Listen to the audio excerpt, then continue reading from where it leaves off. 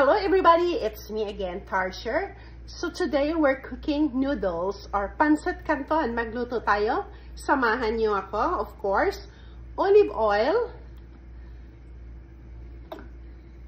This is my own version. And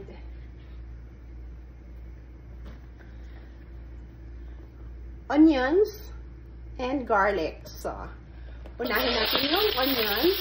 Ang dami kong onions. Ganun ako magluto. Maraming onions at saka garlic. Ayan. And then, ilagay na natin yung garlic. Napakadali lang itong lutuin, guys. And my kids love it. Paborito to ng mga anak ko din. Isa sa mga Filipino dish, yung pancit ang gusto nila. So, ganyan lang siya. Napaka-dali, diba? So, as I said, this is my version. So, ilagay ko na siya yung ground black pepper.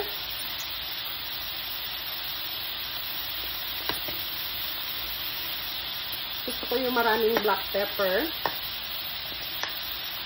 Para masarap. Ayun, mga 1 teaspoon.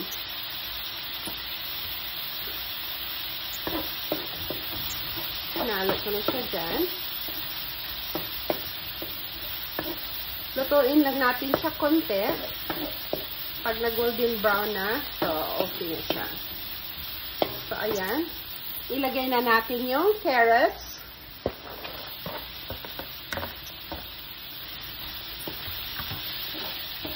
Ayan. Kasi ayaw ko yung gulay na gusto ko yung may little pa na crunchy, may konting crunchy. Ayan. Oyster sauce. So, pwede din, kung wala kayong oyster sauce, huwag nyo na lang lagyan. Nasa sa inyo lang yun. Kaitikan lang to the Tarsher. So, mga 2 tablespoon. Tama na yun.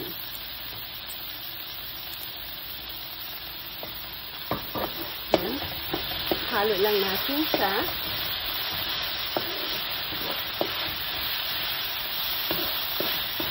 Ayan.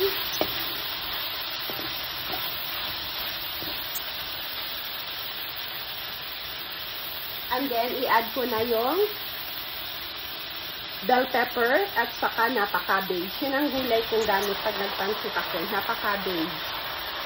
Ayan.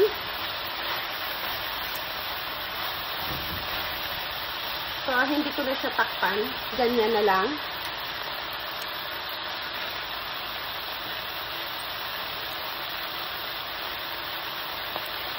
And then, i-add ko na yung sausage at saka pork. Kasi luto na naman yan. Ayan.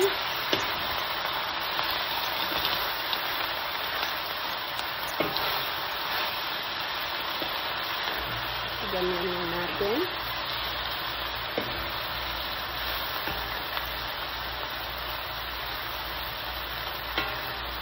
Mamaya na natin siya haluin.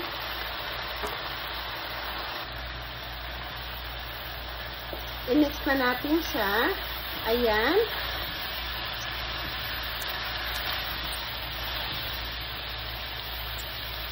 Kailangan lang natin na i-mix ng maigi.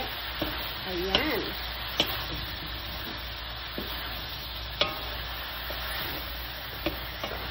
Kahit ito lang ang ulam natin, masarap na, diba?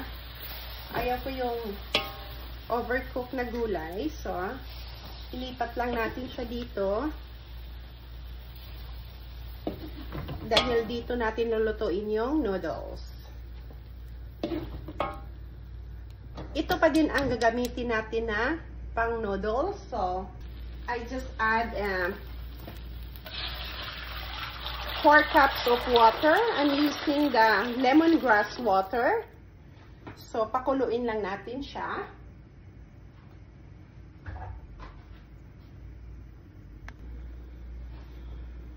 Kumukulo na yung tubig, so lagyan ko konti ng sesame oil. So, nasa sa inyo yun kung walang sesame oil. So, huwag yung lagyan. Ako kasi meron ako palaging sesame oil. Tapos, black pepper. Kasi gustong-gusto ko yung black pepper na marami. Ayan. Para may kick siya.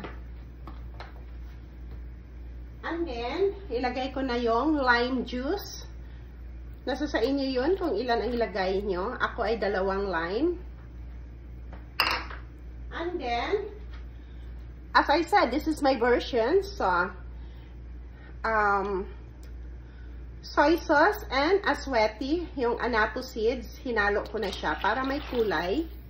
Ayan.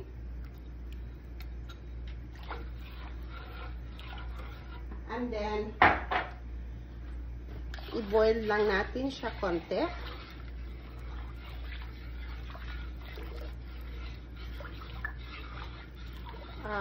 Diba? Ang bango dahil sa sesame oil.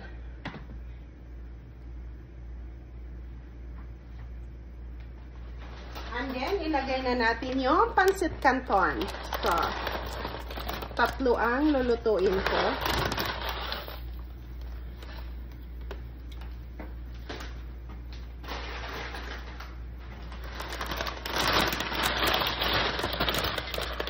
Ayan.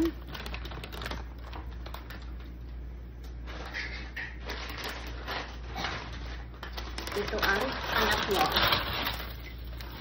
So, this is how I cook pancit. Ang laki ng ano ko. Kawa ang gamit ko.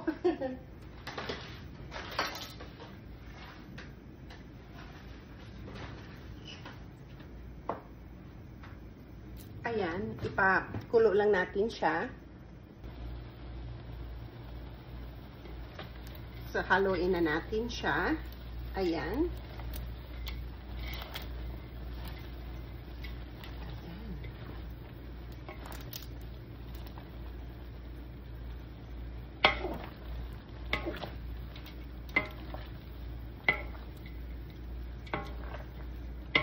Ihalo-halo lang natin. Ayan.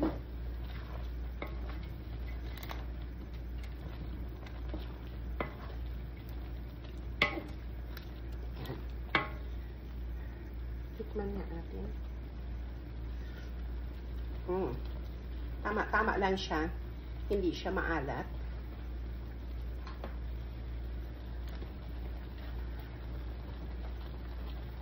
Ayan.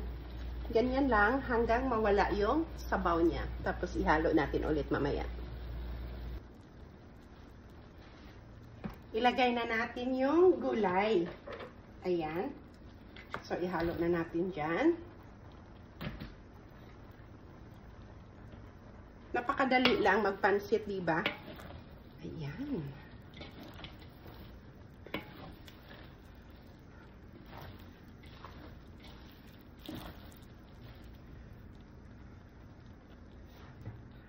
Ayan. Luto na siya. Ayan yung pancit canton ko. Kain na tayo. Thank you so much for watching. See you in our next video. Bye for now.